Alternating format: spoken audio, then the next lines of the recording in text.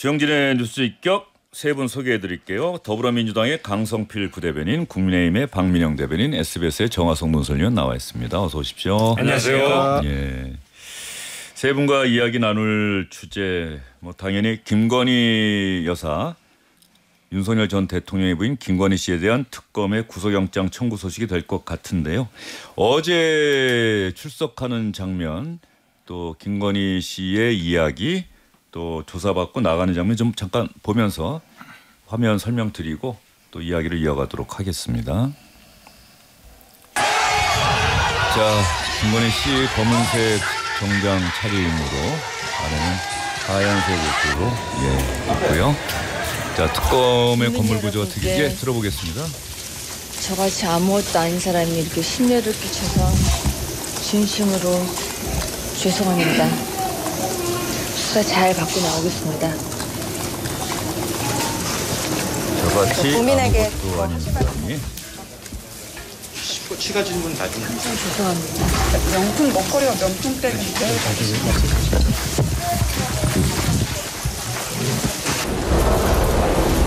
네, 지금 조사를 받고 나오는 장면이 화면에 나가고 있습니다. 유튜브로 보고 계시는 분들 보는데. 앞에 좀 나와주세요. 건강이 매우 안 좋으세요? 자제 좀. 아니요. 여사님 마지막으로 입장 한 말씀. 아니요. 지금은 좀 죄송한데 건강이 매우 안 좋으세요. 그래서 자제 좀 부탁드립니다. 어떤 점 소명하셨는지만 간단하게 한 말씀 나중에 말씀드리겠습니다. 죄송합니다. 죄송합니다. 나중에 말씀드리겠습니다. 김건희 씨는 결국 기자들의 질문에 조사받고 나오면서는 아무 말 하지 않았고요. 최주 변호사인가요? 변호사가 대신해서 자제 좀 부탁드립니다. 건강이 매우 좋지 않습니다. 라고 이야기를 했습니다. 정화성 의원, 영장 청구가 오후 1시 21분, 혐의가 대략 3가지 정도 된다고 하던데 이 구속영장 청구와 관련해서 특검 측은 또 어떻게 설명을 좀 했습니까? 그 영장과 관련해서는 예. 딱 그 아까 말씀하셨던 예. 대로 그 이제 적용법 위반한 거, 그게 정치자금법하고 또 뭐였죠? 정치자금법, 알선수재가 있었고, 세 가지 정도 그런 혐의로 영장을 청구했다라는 그런 그 커다란 윤곽만 얘기하고요. 그 안에서 이제 여러 이렇게 이 세부적인 어떤 상황 같은 거는 얘기를 안 했고요. 뭐 영장 구속영장을 청구하는 데 있어서 요건이 있지 않습니까? 사안의 중대성, 그 다음에 도주의 우려, 증거인멸의 우려. 그중에 뭐 도주는 안 할 것 같고요. 사안이야 뭐 중대한 거고. 그다음에 결국은 영장에서는 증거인멸의 염려, 이 부분을 아마 가장 크게 쓰지 않았나 싶습니다. 결과적으로 그거는 조사 과정에서 혐의 사실을 대부분 부인했다. 그러니까 모른다. 그렇죠. 이렇게 이야기한 게 좀 영향을 크게 미친 모양이죠. 실질적으로 뭐 어제 조사에서 크게 보면 이제 도이치모터스 주가 조작 의혹하고 그다음에 그 건진법사 관련, 명태균 씨 관련 뭐 그런 것들 아닙니까? 목걸이까지. 근데 그 부분에서 전부 다 이제 부인을 했어요. 김 여사 얘기로는 그 도이치모터스 같은 경우에는 그 당시에 뭐 서울대 석사 과정에 있었는데 내가 주가에 신경 쓸 뭐 겨를이나 있었겠냐, 전혀 모르고 주가 조작에 관여한 바 없다. 공부를 열심히 했을 뿐이다라는 거하고, 명태균 씨 관련해서는 뭐 나한테는 힘도 없는데 그 명태균 씨가 연락해 와서 오히려 내가 좀 부담스러웠다. 그래서 대통령실을 통해서 끊어냈다. 그 다음에 건진법사 같은 경우에는 뭐 지금 뭐 목걸이, 샤넬백 뭐 여러 가지 얘기가 나오잖아요. 근데 뭐 명품 받은 적 없다. 그 다음에 그 건진법사 전화에 있었던 건의 2라는 전화번호는 행정관이 사용하는 거다라고 이제 해명을 했고, 그다음에 반클리프 목걸이, 우리 또 이제 많이 얘기했던 거죠. 요게 15년 전 홍콩에서 모조품을 사갖고 어머니한테 선물을 했는데 내가 필요할 때마다 어머니한테 빌려가지고 잠시 착용해가지고 뭐 22년에 그 나토 정상회의에도 빌려서 착용하고 갔다 와서 반환한 거다. 뭐 이런 식으로 하니까 사실은 지금 김건희 특검이 보고 있는 혐의를 전면적으로 다 부인한 거잖아요. 그래서 과연 이 상태에서 조사를 하는 이어가는 것이 의미가 있겠느냐. 차라리 신병을 먼저 확보를 하고 나머지 지금 16개 혐의에 대해서 지금 조사를 하고 있으니까 그 부분을 조사를 하는 게 낫겠다라는 김건희 특검의 판단이 오늘 구속영장 청구로 이어진 것 같습니다. 그 반클리프 목걸이 관련해서는 대통령실에 있을 때는 왜 다 그렇게 설명을 못했을까요? 그렇죠? 그때는 뭐 빌린 거다, 뭐 지인한테서 어디서 빌렸다 뭐 여러 가지 얘기를 했었죠 그때. 그 해명을 한번 하고 나니까는 또 기자들이 바로 지적을 했잖아요. 그렇다고 한다면은 만약에 그 재산 신고에 본인 거라고 한다면 신고를 했어야 하는 건데 그거를 왜 안 올렸느냐? 그랬더니 빌린 거다라는 해명이 나오고 빌렸으면은 누구한테 빌렸는지에 대한 해명이 또 있어야 되고 또 빌렸다고 하고 그러면 또 이게 혹시 청탁금지법 위반 아니냐 뭐 이런 식의 또 의혹 제기가 있었는데 뭐 다 좋습니다. 뭐 나중에 사실은 드러나겠죠. 그 진실이라는 말을 요즘 하기가 좀 무서운 세상이 돼서 우리가 진실을 알기는 참 어려운 세상이 됐는데 자 어떻습니까? 박민영 국민의힘 대변인께 먼저 어쨌든 그 국민의힘에 한때 몸담았던 윤석열 전 대통령 그리고 윤석열 전 대통령의 부인 김건희 씨 이제 부부가 둘 다 구속될 위기에 처했습니다. 이런 상황을 바라보는 국민의힘 뭐 국민들은 대단히 착잡하고 어떤 분들은 사필 규정이라고 할 것이고 어떤 분들은 또 뭐 저 참 이런 현실이 안쓰럽다 생각하시는 분도 있을 것 같은데 박민영 대변인 생각은 어떠세요? 복잡하죠. 사실 저희는 내부에서 더 많은 모습들을 봤고 정말 잘못된 부분들도 있을 것이고 좀 부당한 마타도어도 있었을 거예요. 저도 사실 대통령실 일하면서 김건희 여사를 한 두어 번 정도 볼 일이 있었습니다. 아, 그렇습니까? 네, 그래서 집권 초기에 한번 관저에서 행정관들 대상으로 오찬을 했었어요. 그때 격려 오찬. 그렇죠. 예. 제가 기억났던 표현이 글쎄 당시 야권, 그러니까 지금 민주당 진영이죠. 그때 뭐 이제 매춘부라고 하는 프레임까지 씌워가면서 공격을 하던 상황이었기 때문에 거기에 대해서 우리를 사람으로는 볼까라고 하는 정도까지의 생각이 든다 이런 얘기도 했었고 진실이 아닌 것들이 또 많다 이제 그런 이야기들 그리고 제가 느꼈던 또 인상은 두 번째로 봤을 때는 전형적인 사업가라는 생각을 많이 했습니다. 그러니까 이분이 좋게 얘기하면은 참 넉살이 좋다. 그러니까 아무한테나 붙잡고 좀 잘 좀 도와주세요. 그런 얘기를 많이 해요. 그러니까 심지어 저희 직원들한테도 그런 식의 얘기를 많이 했었습니다. 그래서 사업가적 재질이 있는데 결과적으로 정치 영역으로 왔을 때는 불필요하게 너무 많은 사람들과 스킨십을 하면서 또 이제 구설이 있기도 했었죠. 그래서 억울한 부분들도 있을 것이고 뭐 이제 사필 규정인 부분들도 있을 것인데 개인적으로는 그게 아쉽습니다. 저희도 이제 밖으로는 옹호하는 것처럼 보이지만 저희가 내부에서는 심지어 유학을 좀 가시면 어떻겠냐라고까지 얘기를 한 적이 있었어요.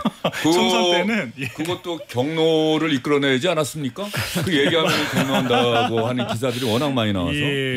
네, 그 당시 총선 때는 워낙 엄중한 상황이었으니까 저희 말고도 여러 경로에서 좀 그런 식의 좀 특단의 조치가 필요하지 않겠냐라고 하는 내부에서 얘기가 있었어요. 그런데 이게 내 외부 메시지들이 좀 이렇게 혼합이 되면서 뭐 이제 종합적으로는 경로라고 하는 뭐 결과로 됐겠죠. 그러니까 조치가 안 됐겠죠. 그래서 아쉬운 부분들이 있고요. 뭐 요즘 언론 보도 보면 뒷이야기가 많이 보도가 되고 있는데 그때 그런 건의가 있었는데 뭐 대단히 격노했고 총선 저도 상관없다. 뭐 이런 얘기까지 윤석열 전 대통령이 했다고. 그래서 굉장히 아쉽죠. 네, 그래서 아마 여러 경로에서 그랬을 거고요. 그래서 당시에 이제 와서 돌이켜 보면은 윤석열 전 대통령도 그때 좀 위헌성이 있고 부당한 측면이 있었다라고 하더라도 정치하면서 누가 그런 부당함을 겪어보지 않겠습니까?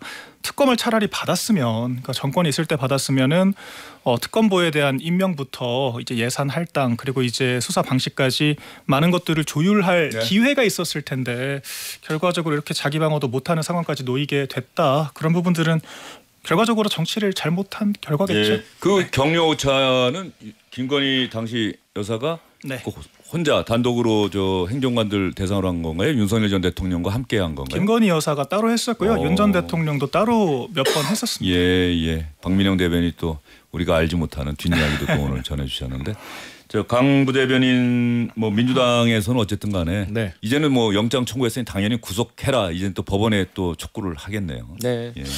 일단 그 목걸이와 관련해 가지고 저는 좀 놀랬던 게 이 변명이 계속 바뀌잖아요. 그러니까 빌렸다고 했다, 가짜라고 했다. 그 가짜도 오빠에게 선물했다. 이제 또 어머니한테 본인이 또 선물했다는 건데. 근데 그 산 시점 관련해서 또 일부 언론 보도를 보면 이 제품이 2015년에 나온 건데 이 지금 어제 특검에서 설명하기로는 뭐 15년 전이니까 2010년에 홍콩에서 그러니까 그게 말이 안 된다는 또 뭐 얘기가 있더라고요. 그것도 말이 안 되는 게 예를 들어서 보통 우리가 이 속된 말로 짝퉁이를 만들잖아요. 그럼 가장 대중적인 모델을 만들어요. 예. 그런데 이거는 다이아몬드가 71개나 박히고 백금 처리가 된 펜던트인데 이걸 누가 만드냐는 거예요. 이거 어떻게 이렇게 잘하십니까? 언론에 다 나와 있어요. 예. 그러니까 이거 워낙에 그 브랜드가 고가임에도 불구하고 그 브랜드 안에서도 하이엔드 주얼리라고 하더라고요. 그래서 이걸 가지고 그러니까 다 본인을 나름대로 머리를 써가지고 15년 전 홍콩이니까 확인을 할 수 없을 것이다. 예. 라는 이제 기결이 되는 건데 이게 결국에 말씀하셨지만 2015년도 모델인데요. 해버리면 또 할 말이 없는 거잖아요. 예. 그러니까 이런 것들이 이제 증거 인멸의 일종이 되는 거기 때문에 구속할 수밖에 없고 먼저 주가 조작도 뭐 블랙펄 인베스트먼트한테 40% 수익을 주기로 했는데 너무 많은 거 아니냐라고 불평불만을 증권사 직원에게 했던 그 통화가 있기 때문에 이 주가 조작과 관련해 가지고는 김건희 여사가 인지하고 있었느냐 못하고 있었느냐 이게 관건인데 인지했던 정황이 있잖아요. 그리고 공천개입도 명태균 씨와의 통화 또 양평 고속도로도 관련해 가지고 국토부 서기관이 또 고백을 한 게 있어요. 압력을 넣었다. 그래서 이제 이런 것들은 이미 소명이 됐기 때문에 구속영장을 청구하는 데는 저는 이제 범죄 소명이 됐기 때문에 좀 무리가 없다. 이제 다만 이제 워낙에 김건희 여사와 관련돼 가지고 지금 혐의가 많은데 이게 제가 또 엄밀히 따져보면 하나하나 증명하는 게 쉽지가 않을 것 같아서 저는 김건희 특검이 저는 선택까지 집중을 좀 할 필요가 있다. 좀 이런 생각이 들더라고요. 예.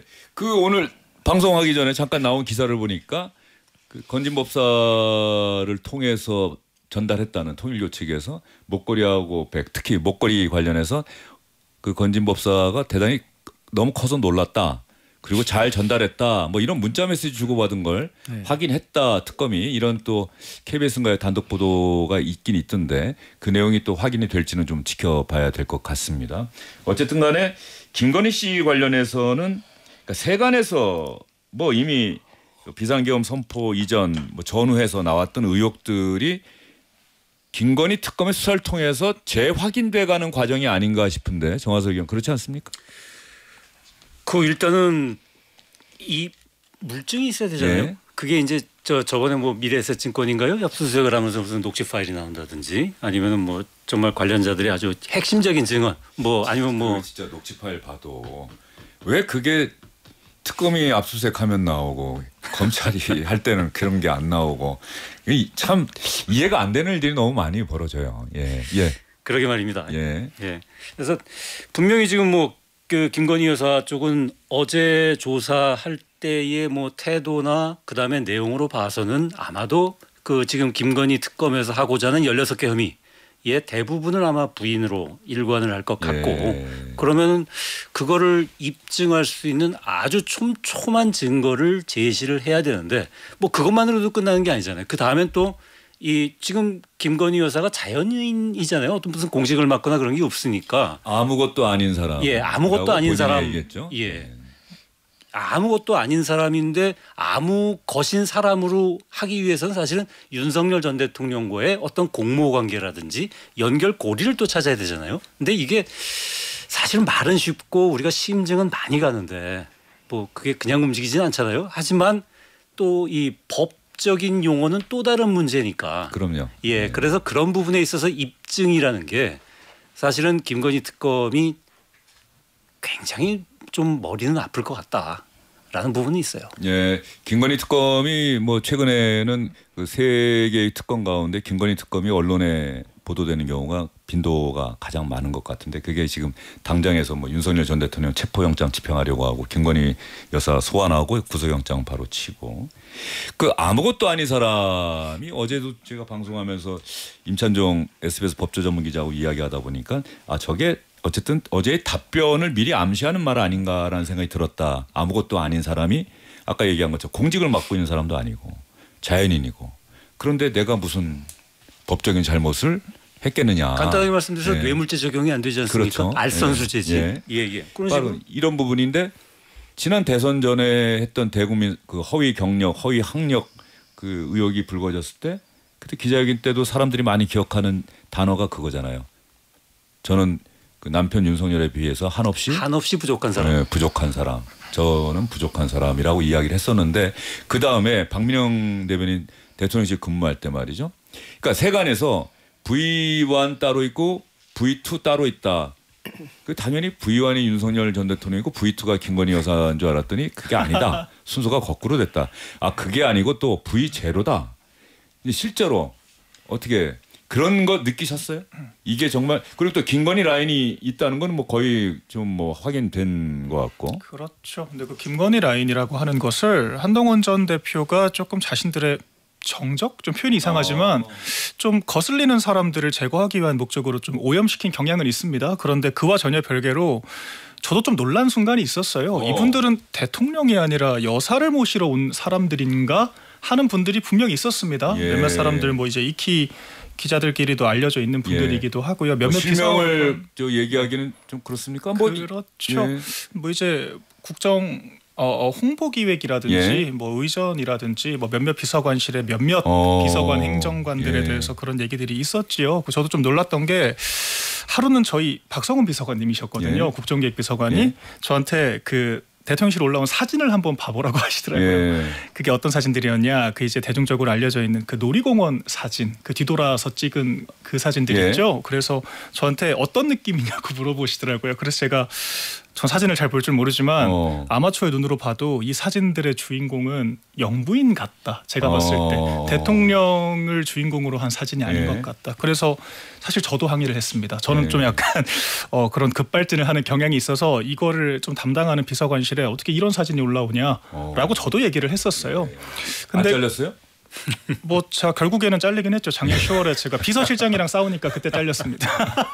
그 전까지는 잘리지는 않았었는데 비서실장하고 싸우는 거. 그 행정관이. 이것도 재밌는 일화가 있습니다. 예. 아무튼 그때 그래서 이제 주변 과장님들은 좀 만류를 했죠. 예. 왜냐하면 어쨌거나 현실적으로 대통령 비서실에서 일을 하는데 그분들도 그분들의 또 임무가 있는 것이고 근데 우리 관할이 또 아니잖아요. 예. 그래서 저는 그때 여사를 추종한다라고 하는 그런 개념을 처음 알았어요. 왜냐하면 저의 정당인의 개념으로는 정권을 창출한 대통령 혹은 정권을 창출할 수 있는 강력한 구심 두 가지 사람을 우리가 따른다라고 하는 것은 당연한 것이지만 영부인 3년 길면 4년 있다가 갈 사람이고 그 이후에 아무런 생명력이 없는 존재를 왜?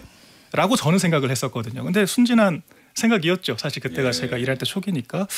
그러니까 그런 부적절한 행위들이 있었고 내부에도 자정 노력들이 충분히 있었습니다. 그런데 잘 되지 않았던 것 같죠. 그리고 사실 뭐 이런 얘기도 있지만 더 본질적으로는 저는 그럼에도 불구하고 V0라는 말까지는 동의하진 않아요. 왜냐하면 저희는 어쨌거나 대통령을 모셨고 대통령과 함께 일을 했지 영부인의 일을 하진 않았었기 때문에 그런 일부의 사람들이 참 안 좋은 구설들을 많이 만들었다. 이런 안타까운 마음이 있습니다. 사실 대통령 부인 하면은 우리 국민들이 많이 떠올리는 분들이 그 유경수 여사를 많이 떠올리고 그게 왜 떠올리느냐. 대통령이 실제로 가서 모든 일정을 다 할 수는 없으니까 대통령이 미처 챙기지 못하는 가난하고 힘없는 사람들을 조용히 찾아가서 그들의 손을 어루만져 주고 의견을 듣고 대통령께 잘 전달하겠습니다라고 이야기하는 제가 그걸 다 해드릴게요라고 약속하는 게 아니라 뭐 그런 모습들을 많이 떠올리는 부분인데 뭐 때로는 뭐 어떤 여사는 너무 저 성격이 활달하고 뭐 이렇게 비춰지는 것도 우리 국민들은 또 어떤 부분에서는 조금 보기 불편해하는 경우도 있었고 그런 목소리도 있었는데 이 김건희 여사 같은 경우는 그러니까 국정에 정말 개입한 것 아니냐라고 하는 이게 아직 실체가 완연하게 드러난 건 아닙니다만 이미 언론 보도에서 뭐 탐사 보도 뭐 지금 기사들이 많이 나오고 있죠. 중앙일보 같은 경우도 뭐 뒷이야기들 쭉 1년에 연속 보도를 하고 있는데 뭐 그런 측면에서 본다고 한다면은 이거는 정말 이번 기회에 제2부속실 이번에 다시 부활하지 않았습니까? 그런 제도를 통해서 이게 충분히 통제가 가능할지 뭐 어떻게 보세요, 민주당에서는? 일단 저는 기본적으로 과거에 우리가 김영란법이 처음 생겼을 때도 어떤 지적이 많이 있었냐면 이미 지금 있는 제도와 법 질서 가지고도 충분히 모든 걸 다 막을 수가 있다.